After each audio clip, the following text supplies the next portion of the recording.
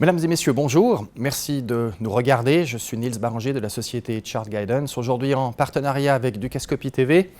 Ceci vont être quelques minutes d'analyse technique pure. Le sujet du jour va être la revue technique de l'indice aurifère des mines d'or et d'argent, le Philadelphia Gold et Silver Index.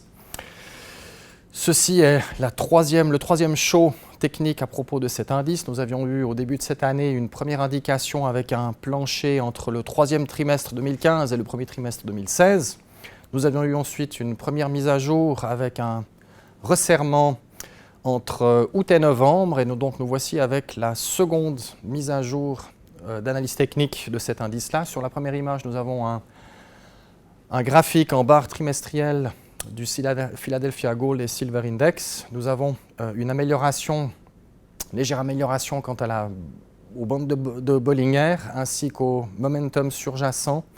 Par contre, le momentum sous-jacent est encore neutre, donc c'est en observation sur les prochains trimestres, mais nous notons une légère amélioration qui va dans le sens que nous espérions. Ici, beaucoup plus fort, toujours en barre de prix trimestrielle, nous avons un signal absolument clair de plancher majeur puisque les trois précédents ont été parfaitement capturés par cette combinaison très forte du RSI et de l'Around négatif. Donc nous sommes effectivement sur cet indice-là en zone de plancher.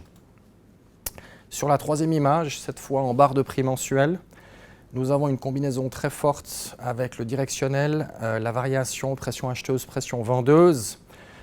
Durant les précédentes fois, on voit que cette combinaison a parfaitement mis à jour les différents tops, les différents plafonds et les différents planchers. Nous avons donc ici maintenant un début de retournement qui demande à être vérifié dans les prochains mois. Donc nous avons besoin, pour vérifier notre hypothèse d'un plancher actuel sur les mines d'or, que le prix monte dans les prochains mois. Sur l'image suivante, cette fois de nouveau en barre de prix trimestrielle, nous avons les oscillateurs simples et puis la MACD.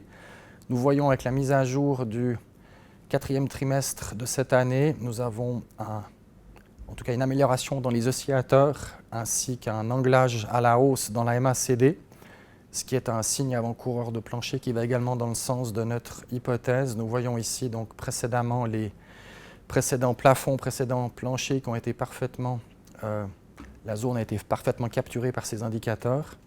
Sur l'image suivante, nous avons cette fois en barre trimestrielle de prix les oscillateurs stochastiques lents, avec ici donc une formation de plancher, avec une attente d'anglage à la hausse des stochastiques et puis une sortie au-dessus de la mesure de 20 qui se fera forcément dans les prochains trimestres. Ce que nous voulons vérifier maintenant, c'est donc un prix qui se dirige clairement vers la hausse dans les prochains mois et prochains trimestres. Sur l'image suivante, cette fois en barre de prix mensuelle, nous revenons sur les bandes de Bollinger, le momentum de surface, le momentum de fond. Nous voyons qu'en mensuel, nous avons une amélioration assez claire qui va dans le sens d'une grande accumulation de pression positive et de divergence positive. Sur la dernière image, cette fois, nous avons ici notre modèle de projection de temps, uniquement de temps, pas de prix.